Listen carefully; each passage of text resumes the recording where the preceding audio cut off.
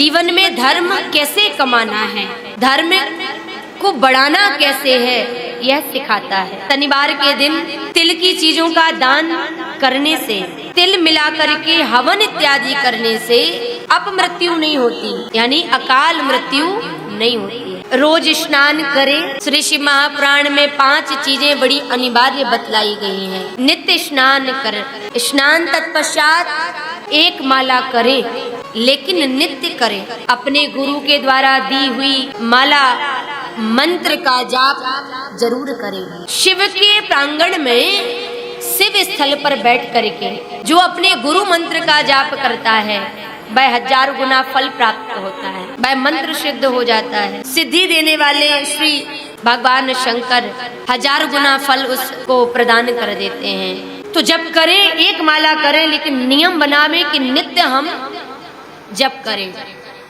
माला से यदि अभ्यास हो गया हो तो कर माला भी कर सकते हैं।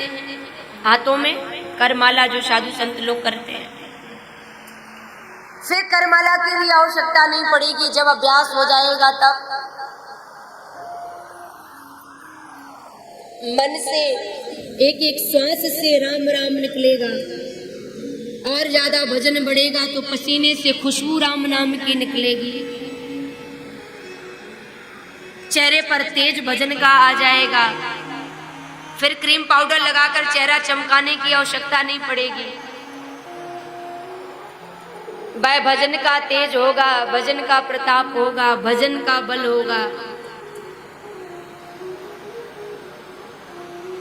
दान नित्य करें, थोड़ा करें लेकिन दान करवे। हवन नित्य नियम में सम्मिलित करें, हवन करवे और ब्राह्मण भोजन करावे। भले ही 1 ब्राह्मण को भोजन कराएं, लेकिन नित्य नियम बना लें कि मैं भोजन कराऊं। और जिनसे यह 5 कार्य हो रहे हैं, शिव महापुराण कहता है कि वह कलयुग में रहते हुए भी वह सतयुग में अपना जीवन जी रहे हैं। वह इस पृथ्वी पर रहते हुए भी वैकुंठ में वास कर रहे हैं। वह पृथ्वी पर दिखाई मात्र दे रहे हैं, लेकिन वह वैकुंठ के सुख को भोग रहे हैं, जिनके जीवन में ये 5 नियम है।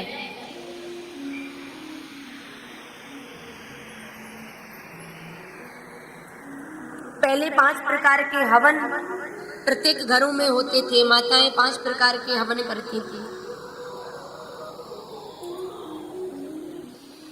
गाय माँ को रोज रोटी निकालना, यह भी हवन माना जाता है। भोजन बनाते समय चूल्हे पर भोजन बनता था, बनाते बनाते प्रसाद उसी अग्नि में अर्पित कर देती थी, यज्ञ ही माना जाता है। पहली रोटी गाय माँ के नाम की, अंतिम रोटी कुत्ते के नाम की। किसी को जब तक भोजन ना करा दे तब तक भोजन नहीं किया जाता था घरों में। बड़ा नियम था जीवन में, बड़े सुखी थे। धर्म कर्म में आस्था रखने वाले, मानने वाले जन, उनके जीवन में सत्य था। जिस दिन हमारे जन्म का दिन होवे, नक्षत्र तिथि तारीख जो आती है ना, उसको ध्यान रखें। मेरा जन्म जब हुआ, हम नक्षत्र तारीख और दिन को याद रखें, तिथि याद रखें। उन नक्षत्रों में, उन तिथि में, उस तारीख में नियम बनावे दान करने का। उस दिन पूजा अर्चन करना, भगवान का अभिषेक करना नित्य नियम बनावे।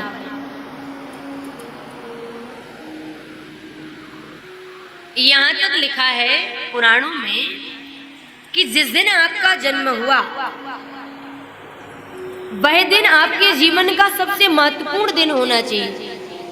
आप सोमवार को जन्मे हैं तो सप्ताह के सोमवार का दिन आपके लिए महत्वपूर्ण है। उस दिन आप स्नान कर भगवान का पूजन करें, कोई दान करवे, भोजन करावे, हवन करवे।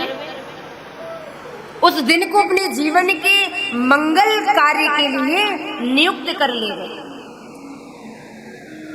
उससे आपको बल मिलेगा, आपके जीवन में ऊर्जा आएगी, नकारात्मकता हटेगी, विघ्न बाधाएं जो कामों में आ रही हैं उनका धीरे धीरे हनन होना प्रारंभ हो जाएगा, सुखमय जीवन निकलेगा। नवग्रह इत्यादि का पूजन कराने की आपको आवश्यकता नहीं पड़ेगी। पितृदोष, काल सर्प दोष सब धीरे धीरे आपकी जन्म पत्रिका से, कुंडली से हट जाएंगे। मंगलवार के दिन जन्मे हैं तो श्री हनुमान जी महाराज को चूल्हा चढ़ावें, मंगलवार के दिन व्रत रखें, दान पुण्य इत्यादि करें, माता पिता के चरणों में प्रणाम करें, सत्कर्म करें। उस दिन को आप अपने प्रत्येक शुभ कार्य के लिए नियुक्त कर लीजिए। उस दिन पूजा पाठ दान इत्यादि करने का जो महत्व है वो व्यक्ति के जीवन में आरोग्य प्रदान करता है, जीवन निरोग बन जाता है। छोटी छोटी बीमारियां चलती रहती हैं, खांसी जुकाम बुखार इत्यादि, बड़ी बीमारियों से ईश्वर बचा करके रखेगा आपको। वरना यदि हमारे जीवन में धर्म नहीं होगा तो फिर हम कहीं वकीलों के चक्कर काटेंगे, कोर्ट कचहरी मुकदमा, कहीं हम डॉक्टरों के पास में लाइन लगा के खड़े रहेंगे, कभी हम तनाव की स्थिति में बैठेंगे, घर में वाद विवाद की स्थितियां बनेंगी और कलयुग धीरे से उस घर में प्रवेश कर जाएगा। अभी आपने सुना, समय अनुसार प्रत्येक पूजा का फल बदलता है। मंदिर में पूजा करने का क्या फल है, नर्मदा के तट पर पूजन अभिषेक करने का अलग फल है, पहाड़ पर पूजा करने की अलग फलश्रुति है, घर में पूजा इत्यादि का अलग फल, अलग विधान बतलाया गया है। साधु संत सन्मुख बैठ करके अलग पूजा फल देती है, गुरुजनों के संरक्षण में अलग फल प्रदान किया जाता, वृक्षों की छांव में अलग श्रुति है। आंवले के वृक्ष के नीचे, बिल्व पत्र के वृक्ष के नीचे, वट वृक्ष के नीचे, पीपल के नीचे अलग अलग फल श्रुतियों को शिव महापुराण की विद्येश्वर संहिता ने बांट दिया। तीर्थों में बैठ करके भजन इत्यादि अलग हमें फल दे रहा है। तो हम एक नियम बनावे और समय का सदुपयोग करवे। मनुष्य जन्म दिया, भगवान से प्रार्थना करी, आपने से भेजा। अब मेरी प्रार्थना है महादेव, दोबारा मुझे मनुष्य बनकर के भी ना आना पड़े, मेरा अब जन्म ना हो, अब मेरी मृत्यु ना हो, माता के गर्भ में मुझे ना आना जाना पड़े, क्योंकि हमने पूरा जन्म मरण का कुचक्र भोग लिया, यातनाएं माता के गर्भ में सहन कर ली, अंतिम योनि मनुष्य की थी। अब हमारी मनुष्य रूप में कोई भी गति ना हो, कृपा भगवान से अनुग्रह निवेदन करें, मांग करें उनसे। मनुष्य बनने के बाद में यदि हम फिर भटकते रहे तो फिर क्या करेंगे, क्या बनेंगे? जैसा चिंतन होगा फिर वैसे हमको पुनरावृत्ति के रूप में जन्म मिलेगा। एक खाता खुला है हमारा, अब हम उस खाते से निकालते चले जा रहे हैं। हमने चेक नहीं किया, यदि ज्यादा सुख सुविधाएं मिल रही है ना तो समझ लेना पुण्य का बैंक बैलेंस कम हो रहा है, और यदि हमें दुख मिल रहा है ना तो दुखी मत होना, जान लेना अब हमारे पापों की निवृत्ति हो रही है, अब हमारा पाप नष्ट हो रहा है, पूर्व जन्म का प्रारब्ध का। लेकिन यदि सुख सुविधाओं को हम भोगते रहे, चिंता नहीं करी हमने, तब तो फिर अकाउंट खाली हो जाएगा पूरा। बैंक बैलेंस खत्म हो जाने पे चिंता होती है ना, जा करके कुछ कुछ जमा करते रहते हैं लोग।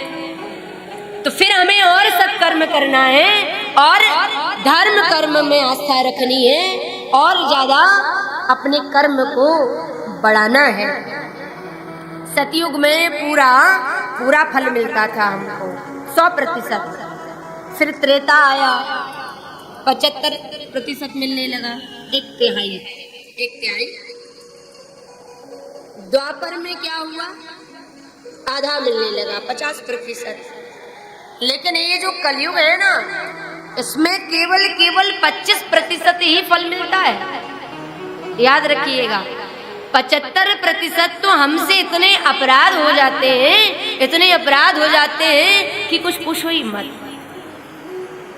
चलते चलते पैरों से चिंटी मर गई, बात बात में हमने झूठ बोल दिया, उठते बैठते जागते सोते हम झूठ ही तो बोल रहे हैं।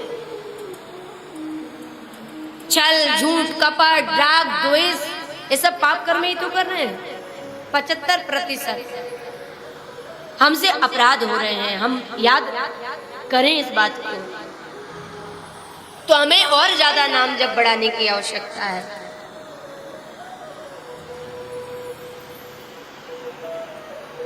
और ज्यादा नाम जप बढ़ाने की आवश्यकता है। और श्री महापुराण कहता है, जो संयमी है, जो सत्पुरुष हैं, सत्य का संभाषण कर रहे हैं, उनके लिए कलयुग में सतयुग तो है, लेकिन सतयुग का भी 10 गुना फल उसको ज्यादा मिल रहा है। सतयुग का भी 10 गुना ज्यादा फल उसको ये कलयुग दे रहा है। इसलिए हम पात्र बने, पात्र को खोजें। 24 लाख गायत्री का जप जिन ब्राह्मणों ने किया, 24 लाख गायत्री, दान की महिमा बतलाई गई कलयुग में। तो जिनके जीवन में त्रिसंध्या है, जिनके जीवन में गायत्री जप है, वह पूर्ण दान पुण्य का पात्र है। वह ब्राह्मण पूर्ण दान पुण्य का पात्र है। और बिना गायत्री के, बिना जनेऊ धारण किए, यज्ञोपवीत संस्कार हुए बिना वह ब्राह्मण नहीं बन सकता। भले ही जन्म लेकर ब्राह्मण कुल में आ गया हो, लेकिन पूर्ण ब्राह्मण वह तभी कहला रहा है जब वह गायत्री कर रहा है, त्रिसंध्या कर रहा है, यज्ञोपवीत धारण किए, अपने नियम में बधा हुआ है। वह पात्र है दान लेने का, उसको दान करना चाहिए। जीवन में गायत्री और संध्या होना ही चाहिए ब्राह्मण के। गायत्री क्या है? गायत्री हमको गिरने से बचाती है, हमारा पतन ना हो, हमारे को पाप मुक्त करती है, पापों से बचा रही है। जब भोजन करें ना घर में, माताएं आप भी भोजन करते समय स्त्री और पुरुष सबको गायत्री माता का ध्यान करना चाहिए। माँ गायत्री का ध्यान करने से जठर अग्नि प्रकट हो जाती है, और जठर अग्नि के प्रकट होने पर उस समय हम भोजन करते हैं तो वह भोजन पच जाता है। तो भोजन करते समय वेद माता गायत्री का ध्यान करें। और यदि जठर अग्नि प्रज्वलित ना हो तो फिर भोजन नहीं पचेगा। अपने घरों में जब हम रोटियां बनाते हैं ना, रोटियां बनाते समय तवा यदि ठंडा हो तो क्या रोटी सिकेगी? कच्ची रह जाएगी। उसी प्रकार गर्म होना आवश्यक है, ताप होना आवश्यक है, अग्नि का होना आवश्यक है। भोजन करते समय माँ गायत्री का ध्यान करने पर जठर अग्नि प्रबल होती है, प्राकट्य होता है। तो जो पात्र है, पात्र किसको कहा जाता है? जो पतन होने से हमारी रक्षा करे, वह पात्र है। दान लेने का पात्र है, सत्कर्म कराने का पात्र है, आपको शिक्षा देने का पात्र है, आपकी रक्षा करने के लिए सामर्थ्यता का पात्र है। वह पात्र है जो हमारी पापों से रक्षा कर सके, हमको गिरने से बचाए। हमें उस पात्र को दान देना चाहिए। हमें देख लेना चाहिए, लेने वाले बहुत घूम रहे हैं, लेकिन क्या यह पात्र है या नहीं है?